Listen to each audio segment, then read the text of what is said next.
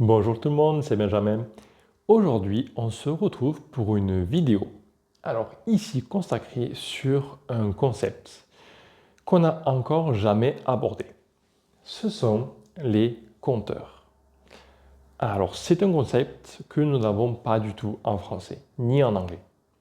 C'est vraiment une spécificité du coréen, mais aussi des langues asiatiques. Commençons d'abord par voir une phrase d'exemple. Alors, ici, analysons les mots. Nous avons 학생. 학생 qui veut dire étudiant. Ensuite, ici, là, pas besoin d'y prêter trop attention, 몇. 몇 qui veut dire combien. C'est utilisé pour compter le nombre des choses. Ce qui va nous intéresser ici, c'est justement cela. 명. 명. Alors, c'est ce qu'on appelle le compteur pour les personnes. Alors, si vous vous souvenez bien, on avait déjà vu le mot 사람 ici. 사람 qui veut dire personne. En revanche, le compteur pour les personnes se dit 명. 명. Alors justement, qu'est-ce qu'est un compteur? En coréen, on ne peut pas simplement dire 2 élèves, 5 élèves, une pomme, 5 ciseaux, etc. Non. Comment ça marche? C'est en deux parties. La première, nous avons la spécificité, la nature. Là, on parle d'élèves. On aura toujours en premier la spécificité des choses. Un élève, une pomme, une table, etc. Ensuite, on va avoir le nombre. 1, 2, 3, 4, 5, 6, 7, 8, 9, 10, etc. etc. Ici, c'est une question, du coup, c'est combien. Mais ici, on va remplacer par le nombre dans la réponse. Et enfin, va finalement arriver le compteur. Le compteur, c'est un peu comme une catégorie d'objets, si on peut rentrer les personnes dans des catégories. La catégorie dans laquelle sont les étudiants, c'est la catégorie des personnes. Et la catégorie des personnes, en coréen, se dit 명. Donc, qu'est-ce qui rentre dans la catégorie des personnes, 명? On a tout simplement 사람, on a 학생, on a 선생님, personne, on a 부모님, les parents, on a frère, sœur. Chaque mot qui désigne une personne. Et donc, cela se construit de la manière suivante. Ici, analysons la réponse. 학생, vu qu'on l'a répété, vu qu'on l'a déjà dit au début, on ne le répète pas. Mais imaginez qu'il est ici. 학생이 두, donc pour dire deux, 두 명이에요. Et alors, comment ça se traduit? Eh bien là, on ne peut pas traduire mot à mot. On traduit de la manière la plus naturelle qui soit en français. C'est ici, il y a 2 étudiants, tout simplement. Mais en coréen, en fait, il y a un pas en plus, une étape à faire en plus. La spécificité de la chose, ensuite, dans quelle catégorie elle se trouve. Je vous ai écrit ici les principaux. Ceux-là sont à connaître.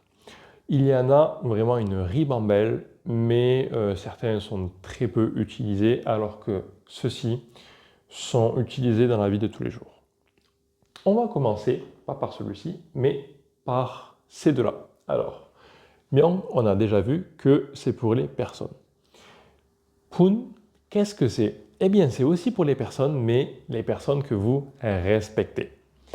Donc, toutes les personnes plus âgées que vous, ou alors qui ont un statut social plus élevé que vous, on va utiliser 분. Ils s'utilisent de la même manière que 명, mais juste on remplace 분. On a mari. Mari pour les animaux. Et les animaux, les chats, les chiens, mais ça peut être aussi des poissons, les lézards ou les éléphants, tous les animaux. On va avoir ici chang pour tout ce qui est plat. Donc, les CD, les feuilles, les journaux, les posters, etc., etc. On va avoir, alors ici qui est plutôt similaire mais qui a quand même sa catégorie, Kwon pour les livres. Voilà. Tous les livres ont leur catégorie ici, Kwon. Celui-ci, T, c'est pour les gros objets. On va donc ici insérer les voitures, les objets électroménagers, les vélos par exemple, tout ça. Ici, Kyeoldae. Kyeoldae. Alors, on a un petit peu l'équivalent en français, c'est tout ce qui va être paire donc de chaussettes, paire de chaussures, sauf donc les paires de lunettes ne sont pas comprises dedans. Paire de gants par exemple, etc., etc. Ceux-là sont à retenir. Pyong, Pyong c'est pour les bouteilles et Chan pour les verres. Donc lorsque vous allez au resto ou au bar en Corée, Pyong et Chan à retenir et à utiliser. On va avoir aussi Kurut. Kurut, alors Kurut c'est pour les bols. Alors vous dites bol, au final il n'y en a pas beaucoup, sauf qu'en Corée, beaucoup de plats sont servis dans des bols. Et en fait, on utilise Kurut pour désigner en fait un plat, une portion si vous voulez, un bol. Et Songi, on l'utilise un peu moins souvent, mais quand même il est bon à savoir, c'est pour désigner tout ce qui est par grappe. Donc on va souvent désigner les fruits, donc comme les bananes, les raisins, et aussi les fleurs en bouquet.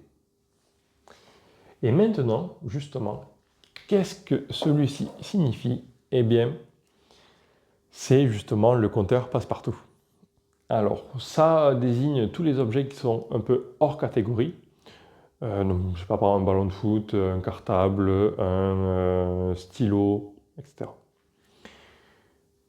Mais si, par exemple, vous voulez désigner quelque chose, et vous avez oublié le compteur, par exemple le compteur des livres ou le compteur pour les bouteilles, vous pouvez utiliser K. Je vous le conseille pas, mais c'est toujours mieux. Vous, les Coréens en face de vous, ils comprendront. Et de toute façon, vous êtes étranger, déjà vous faites l'effort de parler coréen, il n'y a pas de souci. Voyons voir ensemble les deux premières phrases. 필통. 필통, c'est la trousse.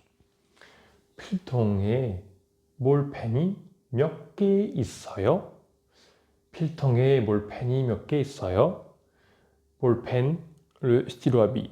Et donc, 몇 pour dire combien. Et là, si vous vous rappelez, donc pour les stylos, il n'y a pas de compteur particulier, on utilise que. Combien y a-t-il de stylos dans ta trousse? Je réponds, 볼펜이 3개, 3개 있어요. Il y a 3 stylos dans ma trousse. Voyons la phrase suivante. 가방에 책이 2권 있어요. 가방에 책이, donc 가방 c'est mon sac, le sac. Et ici, le sac est considéré comme un lieu. Donc c'est pour ça, particule du lieu. 책이, 책 qui veut dire livre, particule du sujet.